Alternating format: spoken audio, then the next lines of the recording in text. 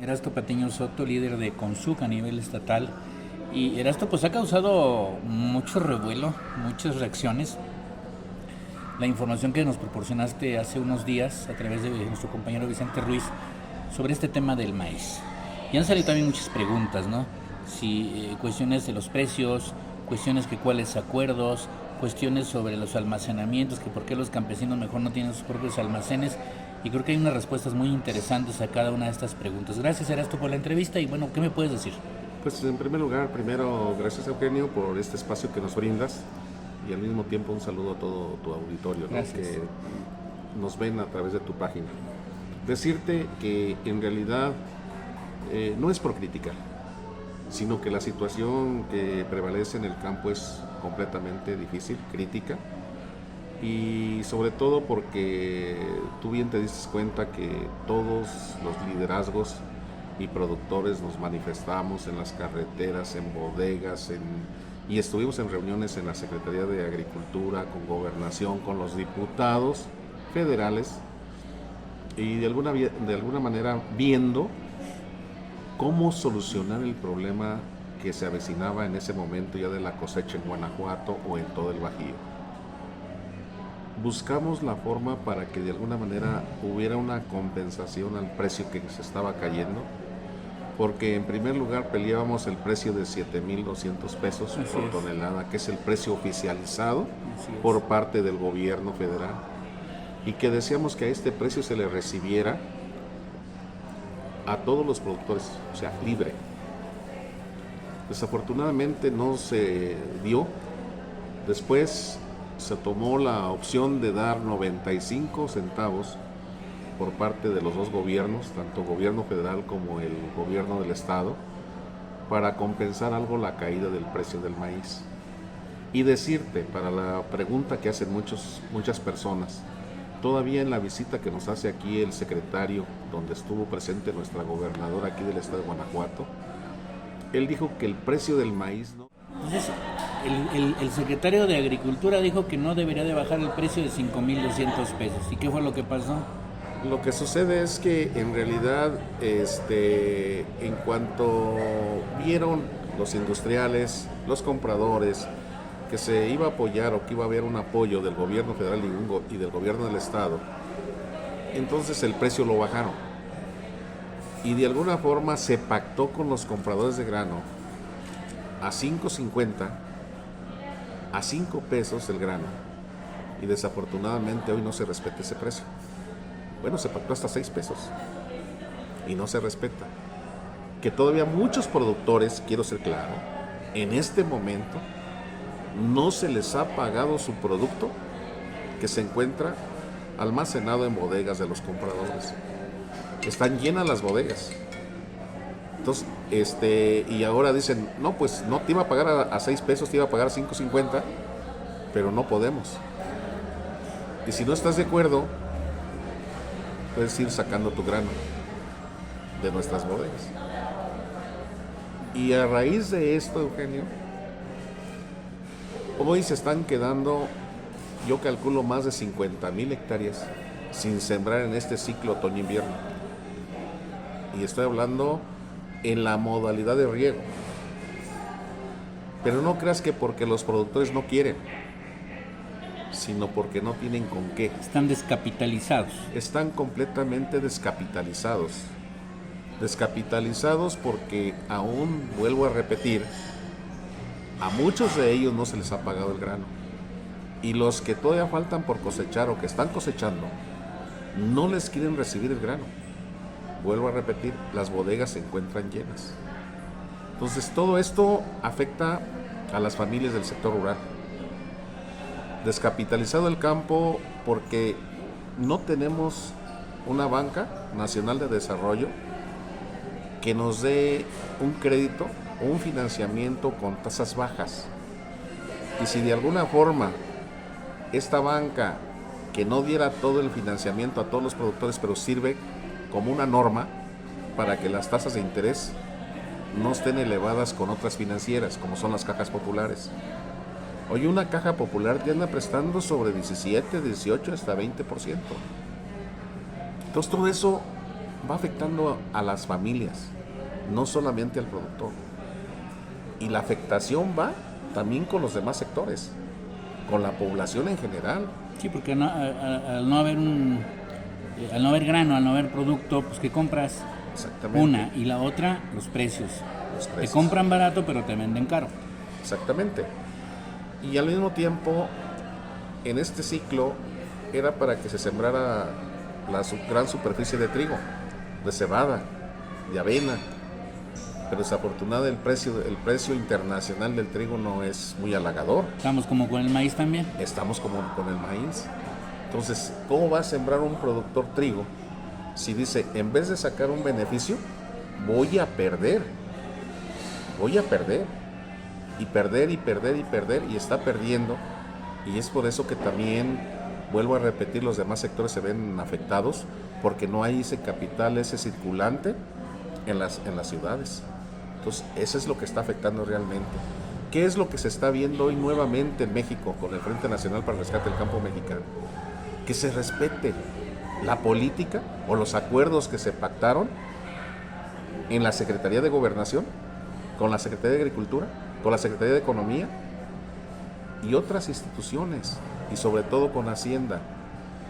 Vemos y vimos a los diputados federales para que el presupuesto para el campo fuera incrementado. Nos dijeron que sí, pero no se vio, al contrario, está igual. Y si se adeuda todavía de los trigueros ciclo 22-23, ciclo 23-24, 24 y 25 del trigo, pues apenas ahorita la Secretaría de Agricultura va a empezar a pagar lo que se debía, esos apoyos que dice la Secretaría que son millones, pero es un adeudo que Segalmex les quedó a deber a los productores trigueros.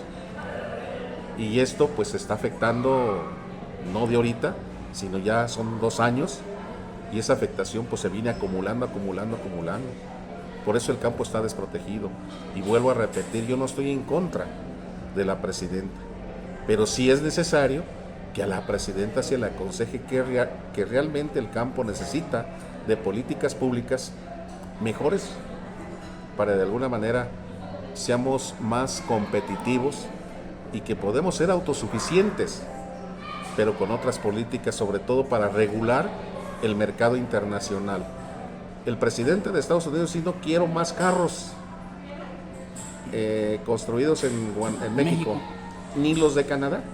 Él sí dice hasta aquí, y nosotros, no dice la presidenta, si México produce 12 millones de toneladas, es un ejemplo, 12 millones de toneladas no deben de entrar. ¿Por qué? Para que tenga mejor mercado nuestro producto, un maíz de primera calidad, que es el maíz que producen los agroproductores de México, el trigo, la cebada, porque el maíz que se está consumiendo en México es maíz de mala calidad y además transgénico, que se dice, y amarillo, y que es utilizado por la industria. Y vuelvo a decirlo, tenemos que ver eso, pero desafortunadamente ni nuestros diputados federales vieron esa posibilidad de que de alguna manera voltearan hacia el campo, ver la realidad, y que nomás están esperanzados a levantar la mano para que lo que les mandan del Ejecutivo Federal a aprobarlo vaya como vaya. Y yo creo que tenemos muchas cosas que decir y no estamos criticando. Lo que necesitamos es que las políticas públicas hacia el campo sean diferentes. Voy a un corte y regreso con Erasto Patiño en esta interesante entrevista. Entonces, el secretario de Agricultura dijo que no debería de bajar el precio de 5,200 pesos. ¿Y qué fue lo que pasó? Lo que sucede es que en realidad, en cuanto vieron los industriales, los compradores, que se iba a apoyar o que iba a haber un apoyo del gobierno federal y del gobierno del estado, entonces el precio lo bajaron. Y de alguna forma se pactó con los compradores de grano a $5.50, a 5 pesos el grano. Y desafortunadamente hoy no se respeta ese precio. Bueno, se pactó hasta 6 pesos y no se respeta. Que todavía muchos productores, quiero ser claro, en este momento no se les ha pagado su producto que se encuentra almacenado en bodegas de los compradores. Están llenas las bodegas. Entonces, y ahora dicen, no, pues no te iba a pagar a 6 pesos, te iba a pagar 5.50, pero no podemos. Y si no estás de acuerdo, puedes ir sacando tu grano de nuestras bodegas. Y a raíz de esto, Eugenio, hoy se están quedando, yo calculo, más de 50,000 hectáreas sin sembrar en este ciclo otoño-invierno. Y estoy hablando en la modalidad de riego. Pero no creas que porque los productores no quieren, sino porque no tienen con qué. Están descapitalizados. Están completamente descapitalizados. Descapitalizados porque aún, vuelvo a repetir, a muchos de ellos no se les ha pagado el grano. Y los que todavía faltan por cosechar o que están cosechando, no les quieren recibir el grano. Vuelvo a repetir, las bodegas se encuentran llenas. Entonces todo esto afecta a las familias del sector rural. Descapitalizado el campo porque no tenemos una banca nacional de desarrollo que nos dé un crédito o un financiamiento con tasas bajas. Y si de alguna forma esta banca, que no diera todo el financiamiento a todos los productores, pero sirve como una norma para que las tasas de interés no estén elevadas con otras financieras, como son las cajas populares. Hoy una caja popular te anda prestando sobre 17, 18, hasta 20%. Entonces todo eso va afectando a las familias, no solamente al productor. Y la afectación va también con los demás sectores, con la población en general. Sí, porque al no haber grano, al no haber producto, pues ¿qué compras? Exactamente. Una, y la otra, los precios. Te Te compran barato, pero te venden caro. Exactamente. Y al mismo tiempo, en este ciclo, era para que se sembrara la gran superficie de trigo, de cebada, de avena. Pero desafortunadamente el precio internacional del trigo no es muy halagador. Estamos como con el maíz también. Estamos como con el maíz. Entonces, ¿cómo va a sembrar un productor trigo si dice, en vez de sacar un beneficio, voy a perder? Voy a perder. Y perder, y perder, y perder, y está perdiendo. Y es por eso que también, vuelvo a repetir, los demás sectores se ven afectados, porque no hay ese capital, ese circulante en las ciudades. Entonces, eso es lo que está afectando realmente. ¿Qué es lo que se está viendo hoy nuevamente en México con el Frente Nacional para el Rescate del Campo Mexicano? Que se respete la política o los acuerdos que se pactaron en la Secretaría de Gobernación, con la Secretaría de Agricultura, con la Secretaría de Economía y otras instituciones, y sobre todo con Hacienda. Vemos y vimos a los diputados federales para que el presupuesto para el campo fuera incrementado. Nos dijeron que sí, pero no se vio, al contrario, está igual. Y si se adeuda todavía de los trigueros ciclo 22-23, ciclo 23-24, 24 y 25 del trigo, pues apenas ahorita la Secretaría de Agricultura va a empezar a pagar lo que se debía, esos apoyos que dice la Secretaría que son millones, pero es un adeudo que Segalmex les quedó a deber a los productores trigueros.